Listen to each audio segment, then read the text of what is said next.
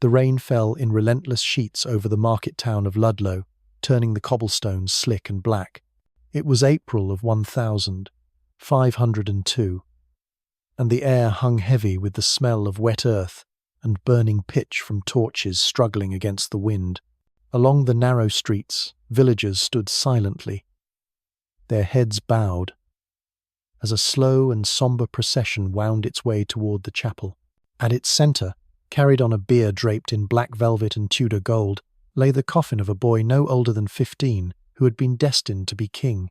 Prince Arthur, firstborn son of King Henry VII and Elizabeth of York, was supposed to inherit not only a throne, but the fragile peace that England had bled for over decades of civil war. He was the embodiment of the new Tudor dynasty's hopes, a living guarantee that the chaos of the Wars of the Roses would not return. Yet now, those hopes were being lowered into the cold stone floor of St. Lawrence's Church, sealed beneath candlelight and silence. Among the mourners was a girl barely 16, her Spanish beauty unsoftened by grief. Catherine of Aragon, Arthur's bride of just 5 months, stood motionless beside the coffin. Her hands, pale and cold in the early spring air, gripped the black fabric of her gown, as though to anchor herself against the storm inside her. She had been brought to England in a blaze of celebration, her marriage uniting the Tudors with the mighty crowns of Spain. Now, she was a widow before she had even learned the language of her new home. The official word from the court was simple. The prince had fallen ill. A malign vapour of the air. They said, and died after only a few days of fever. A tragedy, yes, but nothing more than a cruel twist of fate. It was the sort of explanation the people were expected to accept without question. But in the weeks that followed, whispers began to drift through the corridors of power. Too young, too sudden, too convenient. For some, the neatness of the story was the very thing that made it suspicious. To understand why, you have to imagine England as it was in that moment, a kingdom still trembling from the memory of civil war. The Tudors were not an ancient, unshakable dynasty. Henry VII had seized the throne at Bosworth only 17 years earlier, defeating Richard III in a battle that ended one war but did not silence every rival. In the shadows of European courts, Yorkist claimants still plotted, still waited. The new Tudor line had survived this long because Henry VII was shrewd, cautious, and utterly ruthless when it came to threats. His eldest son was the keystone in that fragile arch of power, and now that keystone was gone. Arthur's death did more than break a family. It fractured the carefully woven web of alliances and ambitions that held the kingdom together. In Spain, Ferdinand and Isabella had seen their daughter married to the heir of England, securing a powerful ally against France. In London, powerful nobles had tied their fortunes to Arthur's rise. And somewhere in between, perhaps in the very rooms of Ludlow Castle, there were those who understood that removing Arthur from the line of succession could change the shape of England's future forever. Ludlow Castle itself was no romantic fortress, but a sprawling stone labyrinth perched above the River Thames. Built for war but now serving as the administrative seat of the Council of Wales, it was a place of cold draughts and damp walls, especially in the still raw days of early spring. Arthur and Catherine had been sent there after their wedding, not to bask in newlywed bliss, but to begin Arthur's formal duties as Prince of Wales. For all its prestige, Ludlow was far from the safety and intrigue of the royal court in London, a distance that, for some, made it the perfect place for events to unfold without too many watching eyes. The days before Arthur's death are hazy in the surviving records, clouded by contradictions. Some say the prince complained first of fatigue, then of chills, before the fever took him. Others speak of violent sweats and delirium, the marks of the dreaded sweating sickness that had swept England before. A few even suggest that Catherine herself fell ill at the same time but recovered, spared by fate, or by something else entirely. It is here that the official narrative begins to fray. Letters were sent from Ludlow to the king and queen, but not all seem to have reached them.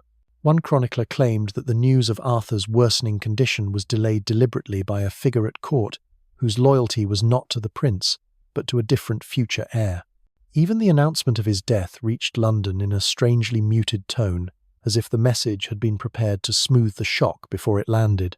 And then there was the comment, an offhand remark recorded years later, attributed to a servant who had been in Ludlow that spring. Standing outside the chamber where Arthur's body lay, this figure is said to have muttered, "This is no sickness, it is opportunity." The words hung in the air like a curse, though no one dared speak them aloud again. If Arthur's passing was merely the hand of fate, it was a cruel but natural one. If it was something else, a deliberate act masked as illness, then it was a masterstroke of political calculation. His death removed the heir without open bloodshed, without scandal that could ignite rebellion, and in doing so, it placed the crown directly into the path of a different prince, one younger, unprepared, but far more dangerous to England's enemies. The mourners in Ludlow that day could not know how this single death would ripple through history, how it would lead to marriages and divorces that would shake Europe, to the fall of monasteries and the splintering of the church itself. All they knew was that a young king in waiting had been laid to rest, and the future so carefully planned had been thrown into shadow. Yet even then, in the hush of that rain-soaked funeral, there were eyes watching, calculating. Somewhere in that crowd was a man or woman who knew the truth, who knew whether the prince had been struck down by nature or by a human hand. And if the whispers are to be believed, that hand did not act alone. The coffin was lowered, the prayers spoken, the stone slab sealed, but for those who understood what had just been set in motion, Arthur's death was not an ending. It was a beginning, the first move in a game that would decide the fate of England for generations to come. And at the very centre of that game, now standing in the wings, was Arthur's younger brother, the boy who would become Henry VIII. England in 1502 was not the mighty empire it would later become under Henry VIII. It was a kingdom still healing from the deep scars of civil war, a realm where loyalty was fickle, rival claims to the throne still lingered, and the Tudor crown sat uneasily on the head of a king many still called a usurper. To understand the shockwaves of Arthur's death, you have to understand just how fragile the foundations of England truly were. The Tudor dynasty had been born in blood. 17 years earlier, Henry Tudor, a man who had spent most of his life in exile, returned from Brittany to lead a rebellion against King Richard III. At the Battle of Bosworth in 1485, Richard was slain and Henry seized the crown, becoming Henry VII. His victory ended the Wars of the Roses, but it didn't erase the rivalries that had torn England apart for decades. There were still Yorkist claimants alive, men and women with enough royal blood to stake a claim if the opportunity arose. Henry VII's marriage to Elizabeth of York, daughter of Edward IV, had been a masterstroke of politics. It united the warring houses of Lancaster and York, producing children who embodied both bloodlines, a living symbol of peace. Prince Arthur, born in 1486, was the first fruit of that union, the boy destined to prove that the Tudors could endure. He was named after the legendary King Arthur, a deliberate nod to the golden age of Britain's mythic past. His very existence was propaganda.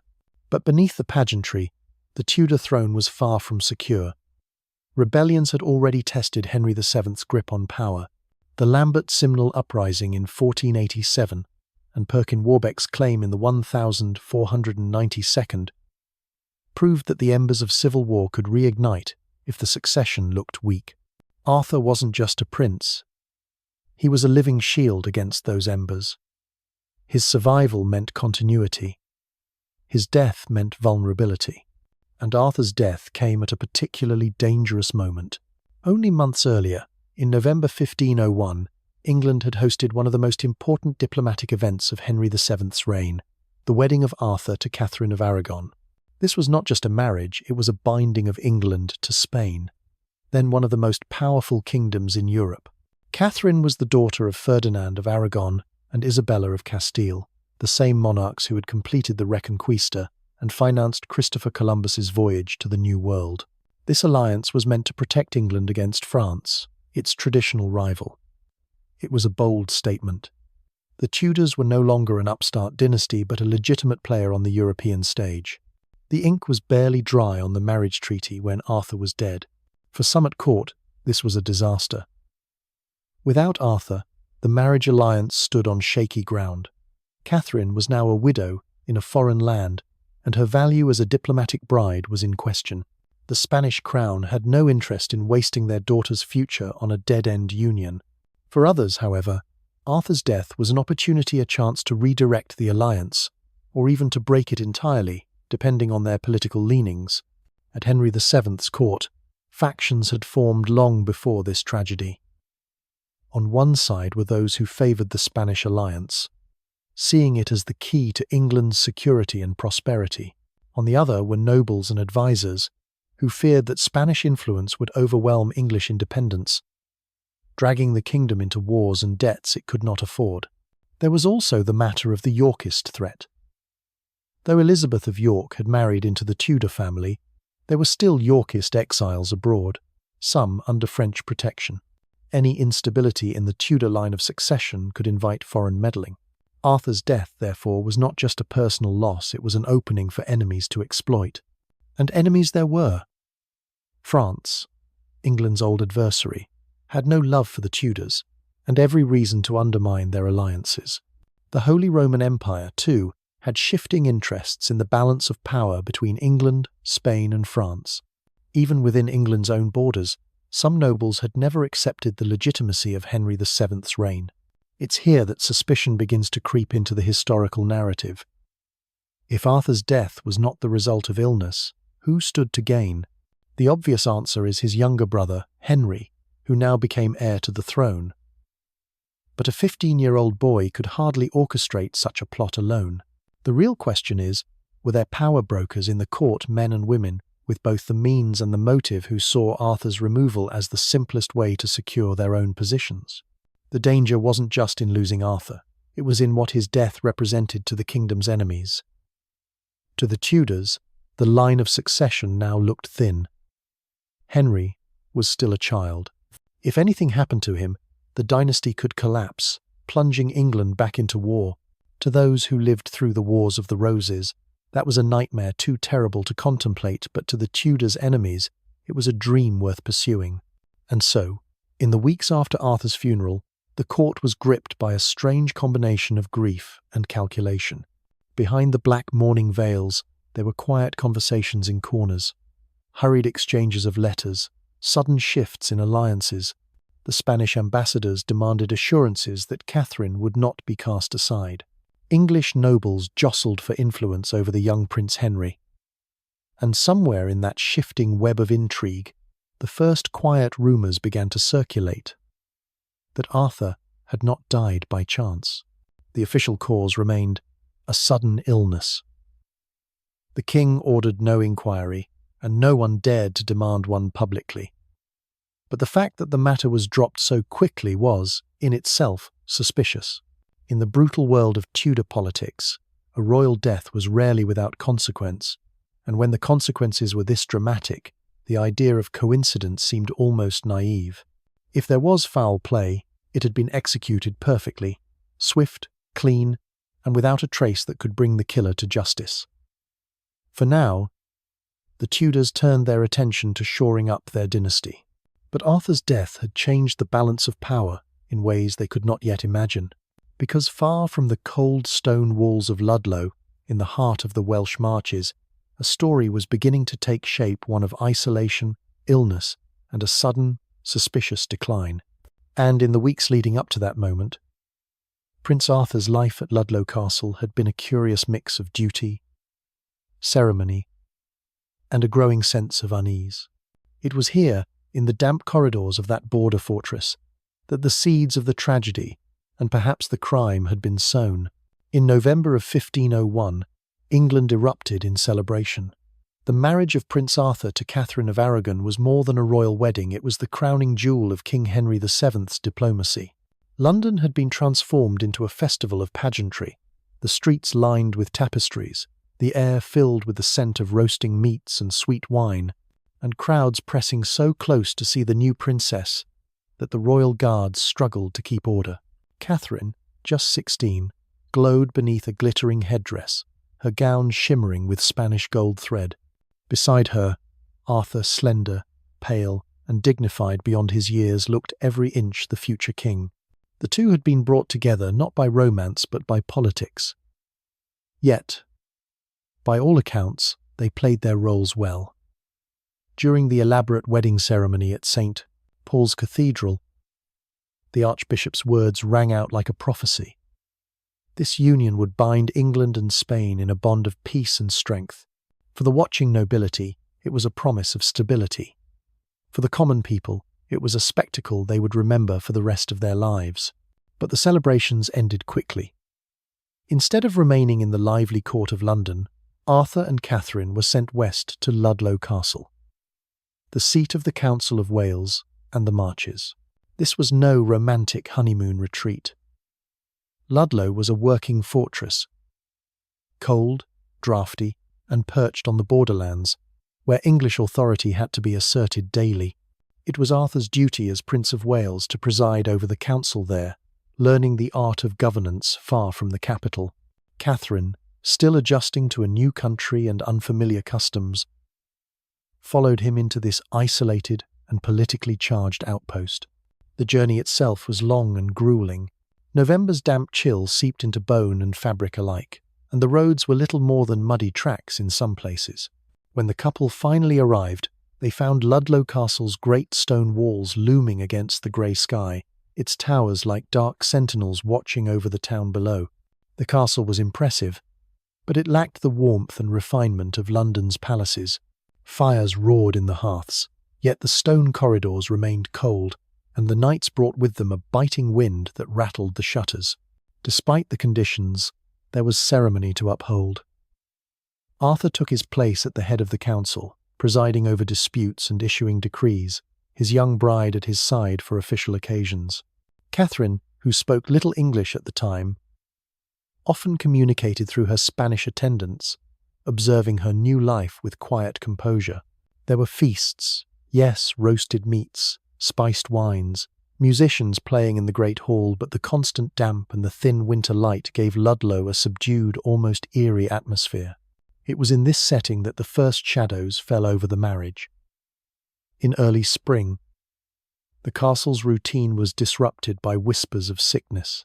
The records say it began subtly, Arthur complaining of fatigue, perhaps a chill. Then came fever. Some accounts describe violent sweats and shivering, symptoms reminiscent of the dreaded sweating sickness that had struck England before, killing with brutal speed. Others speak of a slow, wasting weakness, suggesting something different, perhaps consumption, perhaps something more sinister. Catherine, according to some sources, fell ill as well, though less severely. The idea that both newlyweds were struck down at the same time has fueled centuries of speculation. If it were a contagious disease, why did Catherine recover while Arthur did not?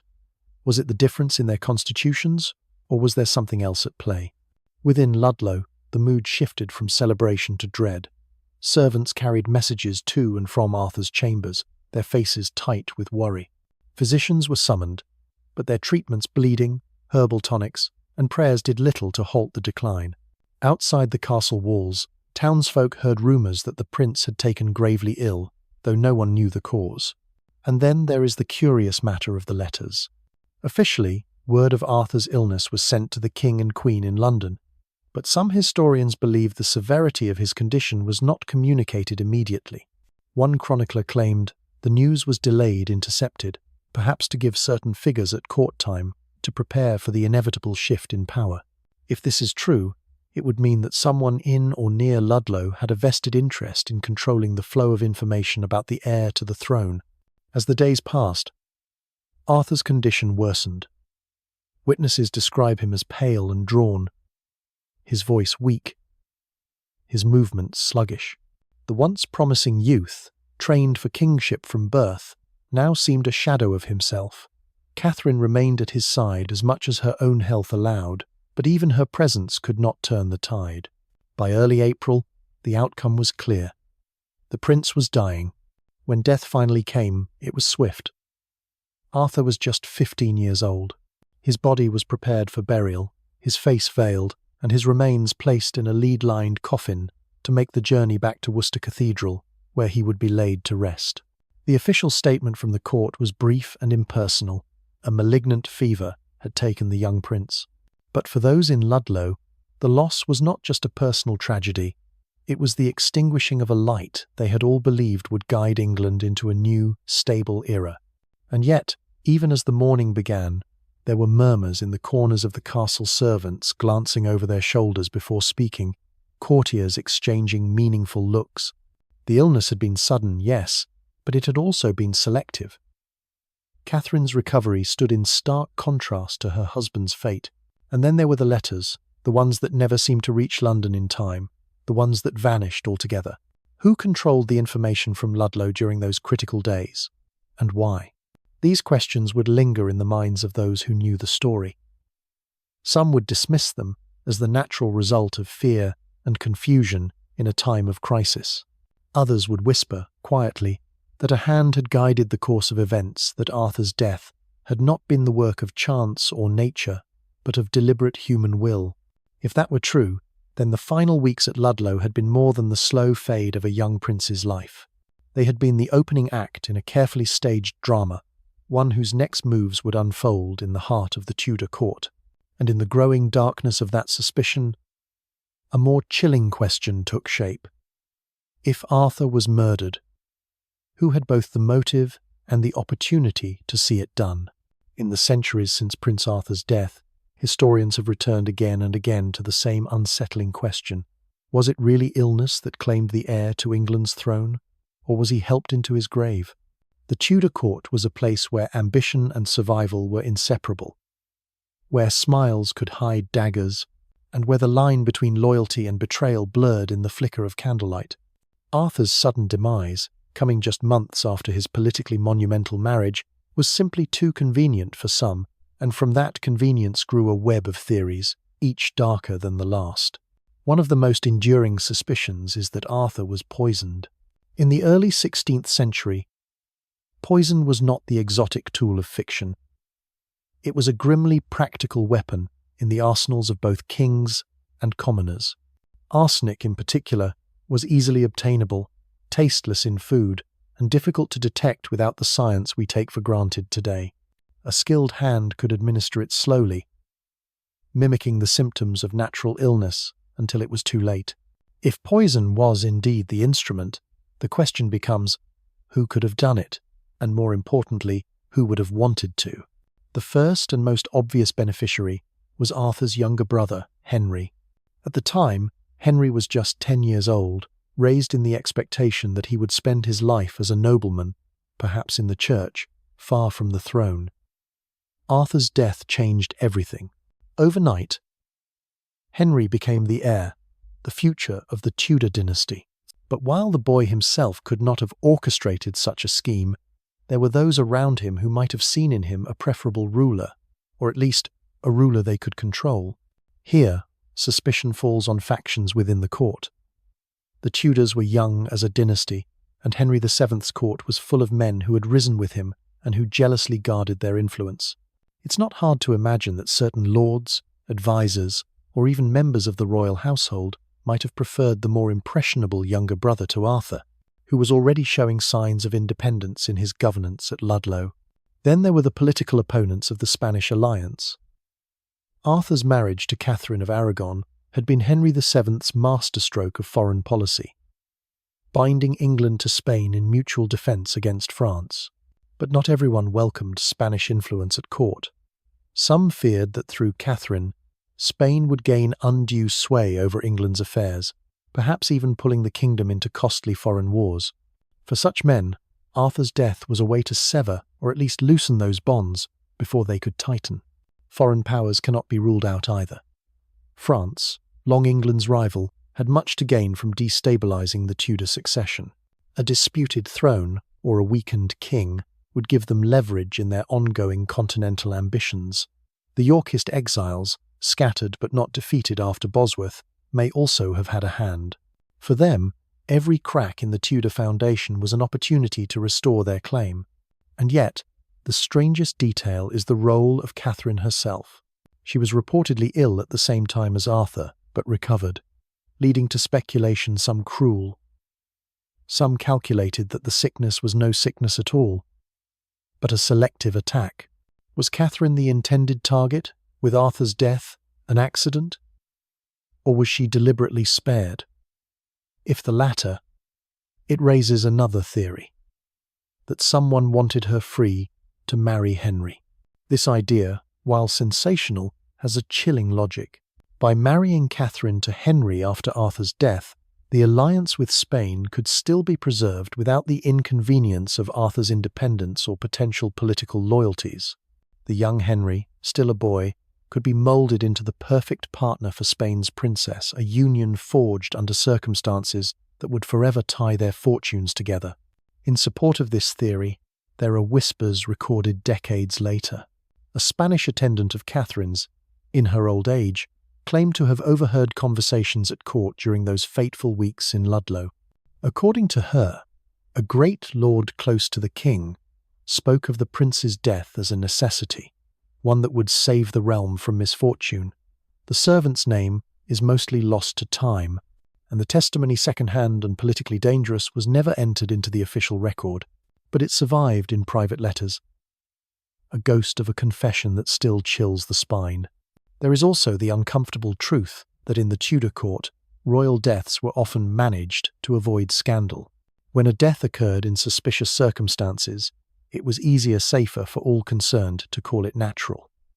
Accusing a member of the royal household, let alone a noble, of murder was a dangerous business. Unless the culprit was already a political enemy, the safer course was to let the matter fade into quiet history. And fade it did, at least officially. Henry VII ordered no inquiry. The cause of death remained the vague, malignant fever. The court moved on, but the people did not. In taverns, market stalls, and servants' quarters, the whispers never quite died. When we weigh these theories now, centuries later, each one leaves us with more questions than answers. Poison? Plausible but undetected. Political assassination? Possible but without hard proof. A foreign plot? Tempting to imagine, but unsupported by surviving evidence. Even the idea of an orchestrated marriage between Catherine and Henry raises as many problems as it solves. And yet, when we place all these pieces together, the political stakes, the factions at court, the convenient timing, the suspicious control of information during Arthur's illness, the portrait that emerges is one of calculated removal. Whether that removal was ordered from the shadows of Whitehall or whispered in the stone corridors of Ludlow, we may never know. What is certain is this. In the brutal logic of Tudor politics, Arthur's death made sense to someone. Someone gained from it. Someone who, if the rumours are true, walked away from Ludlow Castle not in mourning, but in triumph.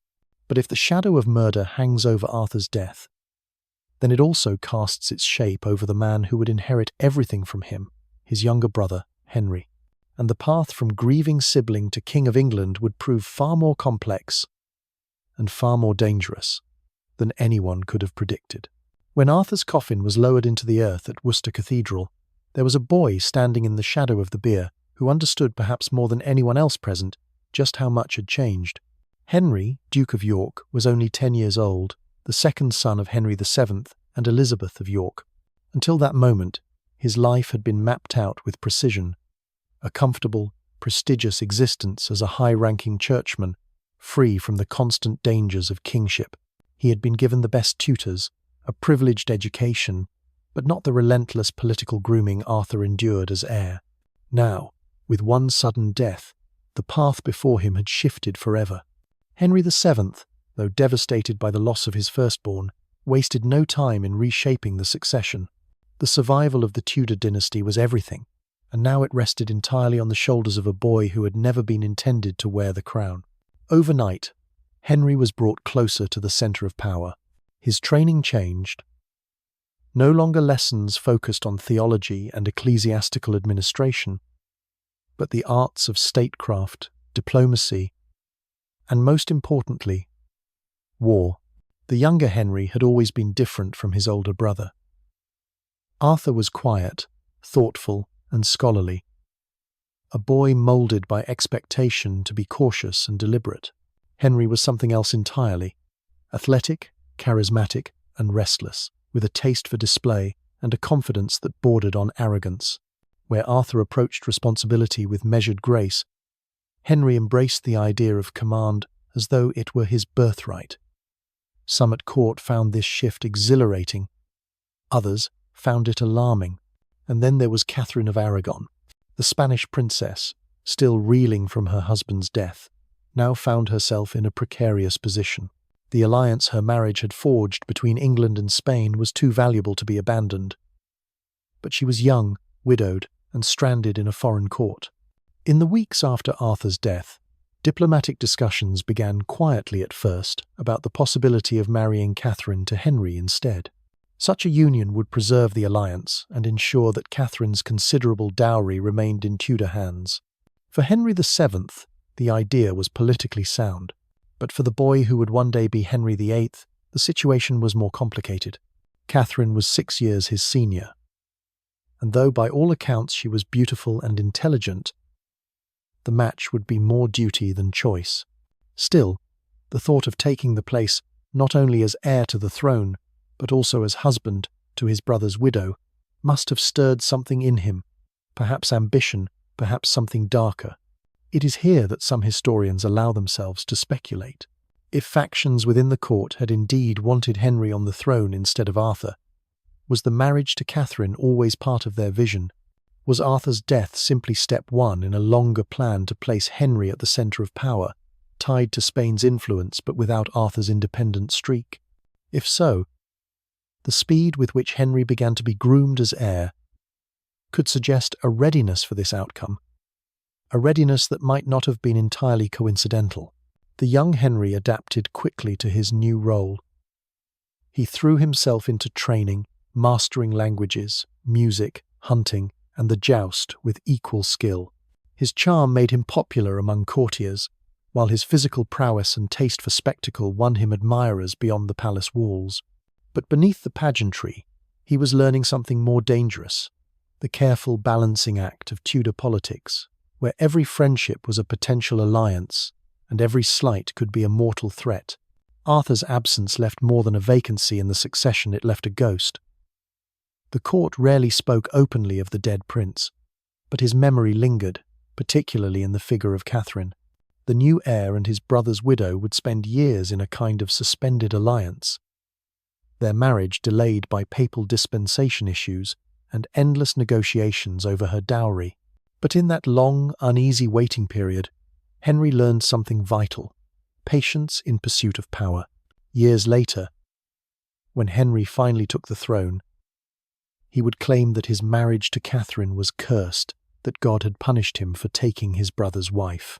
This became his justification for seeking an annulment, a decision that would shatter England's ties to the Catholic Church and set the stage for the Reformation. But some have wondered whether that curse was an invention, a way of cloaking other motives in religious language. Did Henry truly believe his brother's death had been an act of divine will? Or did he suspect, as others did, that it had been engineered? If Henry knew or even suspected the truth, he never said so outright. But his later reign, marked by calculated betrayals and ruthless removals of those who stood in his way, suggests that he understood the value of eliminating obstacles. The boy who had once been the spare had learned early that fate could be altered sometimes by chance, sometimes by design.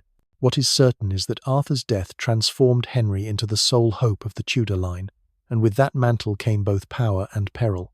Every move he made from that moment on was shaped by the knowledge that the crown had come to him, not by long preparation, but by the sudden absence of the one who was meant to wear it. And as Henry rose in the court's estimation, the story of Arthur's final days at Ludlow began to fade into a carefully curated memory.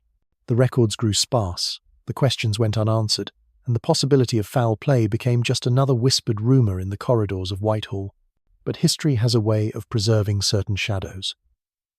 And in Arthur's case, those shadows are made all the darker by what came next: the near erasure of any evidence that might have revealed the truth. If Arthur's death was indeed more than a cruel twist of fate, the truth did not survive the years that followed.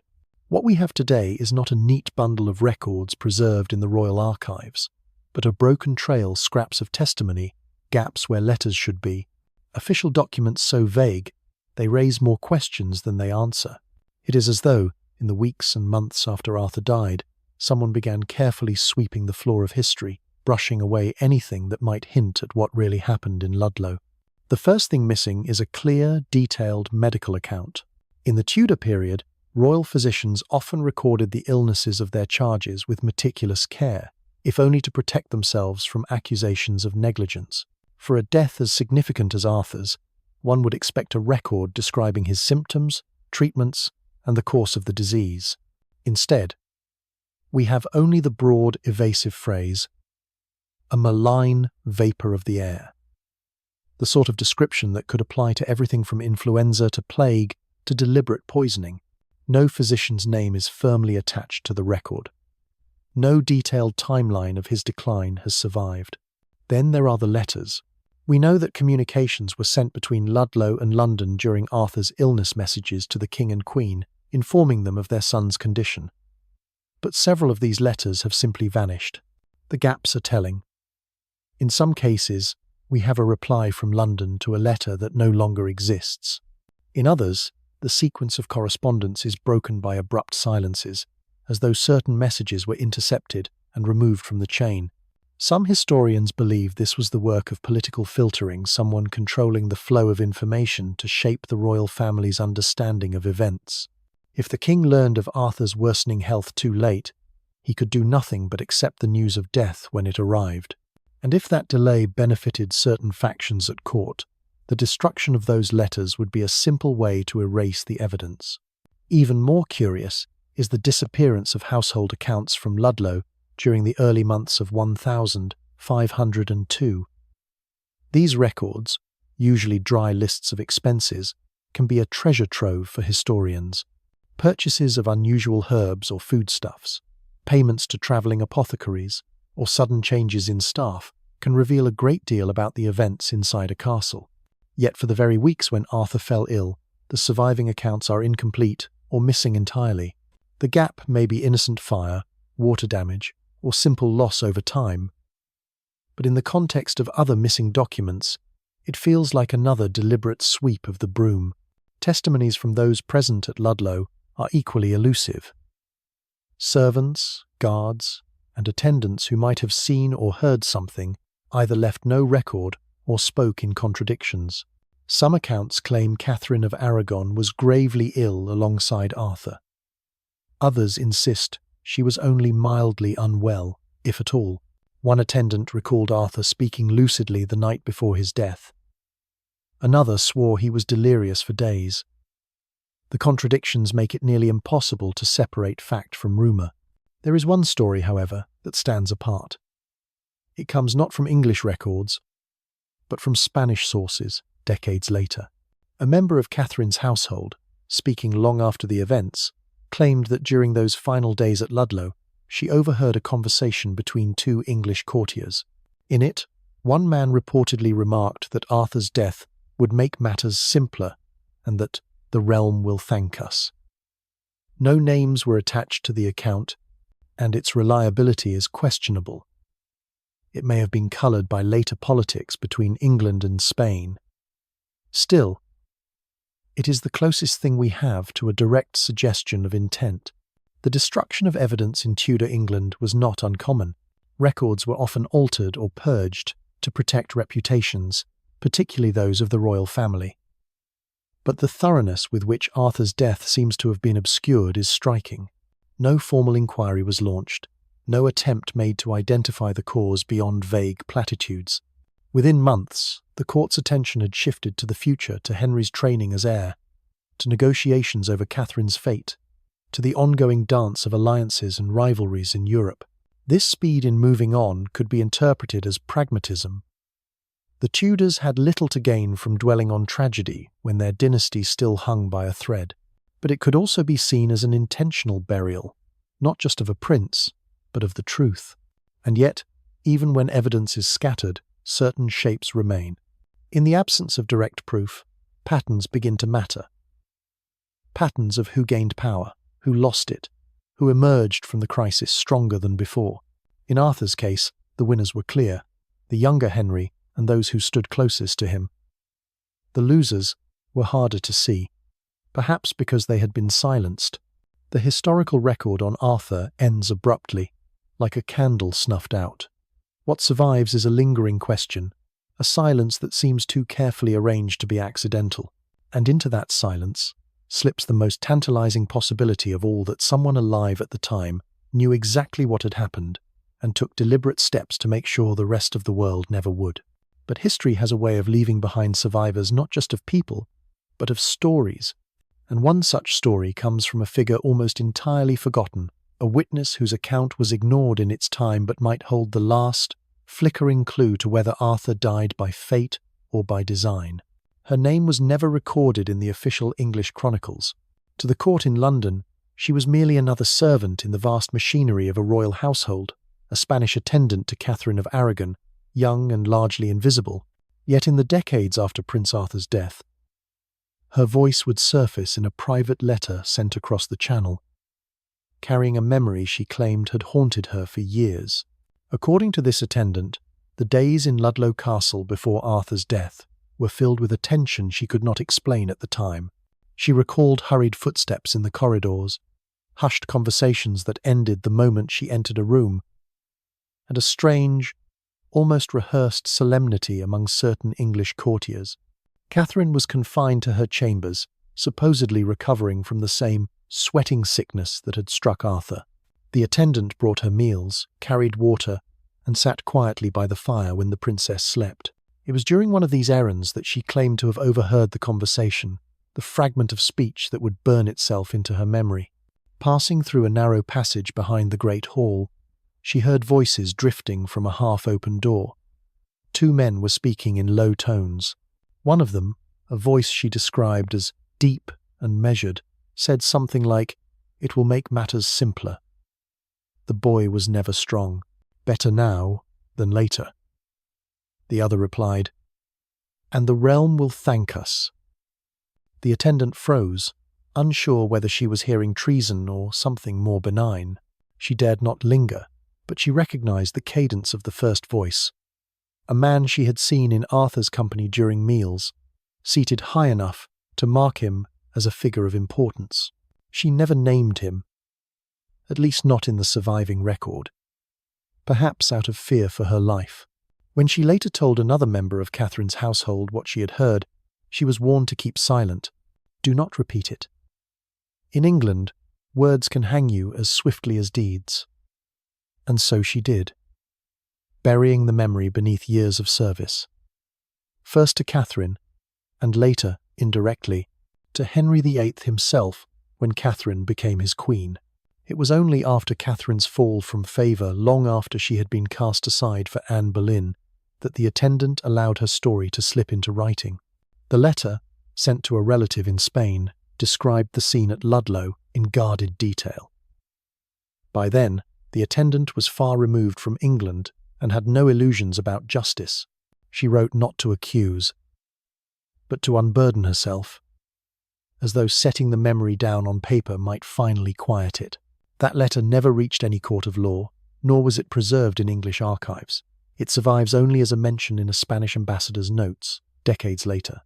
The ambassador, writing to his king, cited it as proof that Arthur's death had been the work of design, though he admitted the evidence was without the substance to bear trial. The witness's name was not included. To history, she remained a ghost.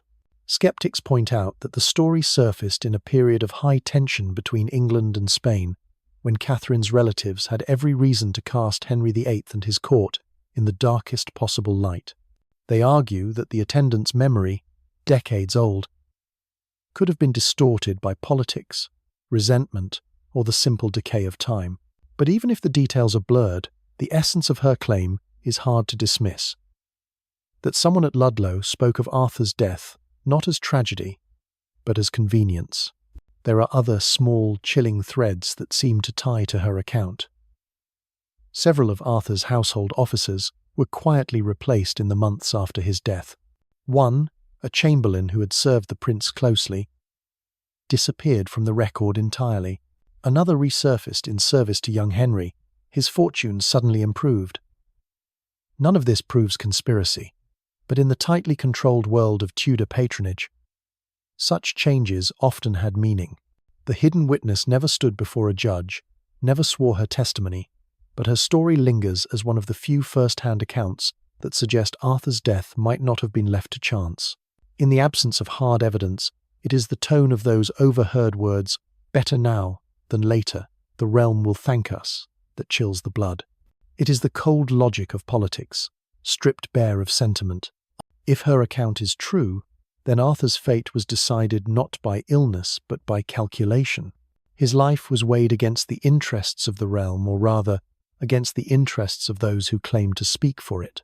And in that calculation, a 15-year-old boy's crown, marriage, and future were worth less than the stability his absence might bring. Such reasoning was not unusual in Tudor England. What makes Arthur's case so haunting is how cleanly it was executed. No open scandal, no arrests, no trials, just the quiet closing of a chapter and the swift redirection of the dynasty toward a new heir. And perhaps that is why the attendant story, unverifiable as it is, has endured. It fits too neatly into the silence left behind by the official record. It explains the missing letters, the absent accounts, the contradictions in testimony. It offers a face unseen, unnamed to the hand that might have ended Arthur's life. But even if her words are taken at face value, they raise one last, agonizing question. Who exactly was behind the decision? Was it a lone courtier acting on his own ambition, a faction loyal to young Henry? Or was the order whispered from somewhere far higher, in the name of securing the Tudor line at any cost? The answer, if it exists, is buried as deeply as Arthur himself. And yet, the consequences of that decision, whether born of malice, ambition, or cold necessity, would shape the history of England in ways no one at Ludlow could have imagined. Because in removing Arthur, they had not simply altered the succession. They had set in motion a chain of events that would one day topple England's ties to Rome, ignite decades of religious conflict, and make Henry VIII's name infamous for centuries. When the bells tolled for Arthur in April 1502, few could have imagined that their sombre peals were marking the beginning of one of the most turbulent chapters in England's history. His coffin was lowered into the earth at Worcester Cathedral, sealed beneath stone and prayer, but the vacuum he left behind would reshape the kingdom. His death was not just the loss of a prince, it was the pivot point upon which the fate of the Tudor dynasty, the English Church, and the soul of a nation would turn. With Arthur gone, all eyes turned to the boy who would become Henry VIII. A decade later, that boy would take the throne, his youth and energy intoxicating the court. He would marry Catherine of Aragon, Arthur's widow, preserving the Spanish alliance for the time being. At first, their union seemed a triumph, but years without a surviving male heir turned the royal marriage into a political crisis. Henry's desire to annul his marriage, his claim that it was cursed by God for being his brother's wife, became the pretext for something far greater, the break with Rome. By rejecting papal authority, Henry seized control of the English Church, dissolved monasteries, and unleashed a wave of religious and political upheaval that would last for generations. Catholics and Protestants would bleed for supremacy, and the kingdom would swing violently between faiths with each new ruler. All of it, every execution, every act of rebellion, every prayer whispered under threat of death, can be traced back, in some way, to that rain-soaked day in Ludlow when a young prince's life ended. If Arthur had lived, England might have remained firmly Catholic, its monarch bound to Spain by blood and alliance. The religious wars, the dissolution of monasteries, the rise of figures like Thomas Cromwell and Thomas More, perhaps none of it would have happened. And so the question remains, as sharp and unresolved now as it was over 5 centuries ago, was Arthur's death an accident, the random cruelty of disease, or a deliberate act designed to clear the path for a different ruler? The evidence is incomplete, the witnesses long gone, the paper trail deliberately frayed. We are left with fragments, missing letters, contradictory accounts, a servant's haunting memory of voices in a corridor. What we do know is that someone gained from Arthur's absence. Someone saw opportunity where others saw tragedy. Whether that someone acted alone, as part of a faction, or on orders from above, is the mystery that still lingers like a shadow across the pages of history. History often remembers those who wore the crown, their faces carved into monuments and painted onto palace walls.